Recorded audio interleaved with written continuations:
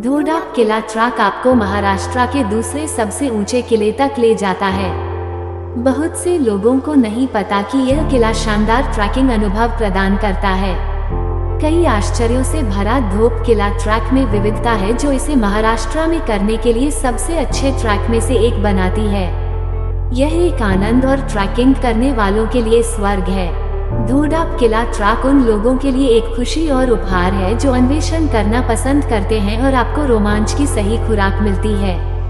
इस ट्रैक में देखने लायक इतना कुछ है कि हमने ट्रेकर्स को ये कहते हुए सुना है कि कई बार ऐसा करने के बाद भी उन्हें ऐसा लगता है कि वे इस ट्रैक को पर्याप्त रूप से एक्सप्लोर नहीं कर पाए हैं। ये ट्रैक विशाल और चौड़े पठार पर है जो 3 समतल किलों में चढ़ता है। इसका इतिहास बहुत समृद्ध है क्योंकि 16वीं शताब्दी तक ये किला निजामों के पास था। बाद में इसे पेशवाओं ने अपने कब्जे में ले लिया, लेकिन बाद में मराठों ने इस किले पर कब्जा कर लिया और इसे जेल के रूप में इस्तेमाल किया। बाद में ये किला अंग्रेजों के हाथों में चला गया जब उन्होंने 1818 में मराठों पर विजय प्राप्त की। ट्रैक की अनूठी विशेषताएं और मेहराबदार द्वार आपको समय में पीछे ले जाते हैं। 4750 फीट की ऊंचाई से दिखने वाले नज़ारों के साथ ये ट्रैक एक जादुई अनुभव है जिसे सही मौसम में आजमाया जा सकता है। आपकी तरह ही हमें भी ट्रैकिंग बहुत पसंद है और यह एक ऐसा ट्रैक है जिसे हमने बहुत विस्तार से डॉक्यूमेंट किया है ताकि आप इसे खुद कर सकें। अगर आपको किसी तरह की मदद की ज़रूरत हो तो पेज के अंत में कमेंट करें। आपको धोप फोर्ट ट्रैक को खुद करने के लिए ज़रूरी सारी जानकारी मिल जाएगी।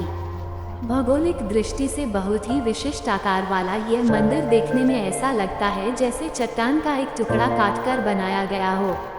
ये कटाव प्राकृतिक रूप से किया गया है और दूर से देखने पर भी यह स्पष्ट दिखाई देता है। इसे डाइक भी कहा जाता है। डाइक एक चट्टान की चादर होती है जो पहले से मौजूद चट्टान के टूटने से बनती है।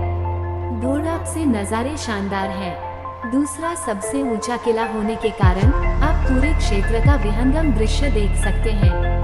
एक तरफ सप्तशृंगी, मार्कंडेय किला, जावलिया किले देखे जा सकते हैं। दूसरी ओर आपको कंचना मंचना, कन्हेरगढ़ के जुड़वा किलों के दृश्य दिखाई देते हैं। पूर्व की ओर इखरा शिखर का एक और प्रमुख दृश्य है। ये शिखर पूरे ट्रैक के दौरान आपके साथ रहता है।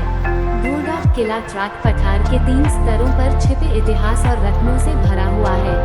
प्रत्येक स्तर एक अलग आश्चर्य प्रदान करता है। ट्रैक मूर्तियों, मंदिरों, फारसी शिलालेखों के साथ मेहराबों और यहाँ तक कि 2 मंजिला सीढ़ीदार कुओं से भरा हुआ है। जैसे जैसे आप पठार के विभिन्न स्तरों पर ऊपर चढ़ते हैं, किला और अधिक खुलता जाता है और आपको धोडाप किले के विभिन्न खंडों से होकर ले जाता है। धोडाप ट्रैक के लिए सबसे अच्छा मौसम अगस्त से फरवरी तक है।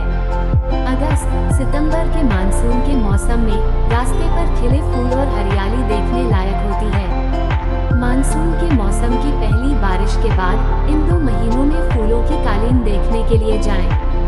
लेकिन अगर साल में मानसून के मौसम का समय बदल जाता है तो इसे देखना मुश्किल हो सकता है। ये ट्रैक मानसून के बाद और सर्दियों के मौसम में भी किया जा सकता है। अगर आप ट्रैक पर कैंपिंग करने जा रहे हैं तो रात में साफ आसमान का नज़ारा देखें। तारों को निहारना और सुबह सूर्योदय देखने के लिए हाइक पर जाना एक आनंद की बात है। सर्दियों के महीने सुखद रहेंगे।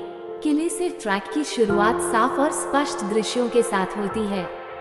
धोडाप किला ट्रैक पर कठिन खंड।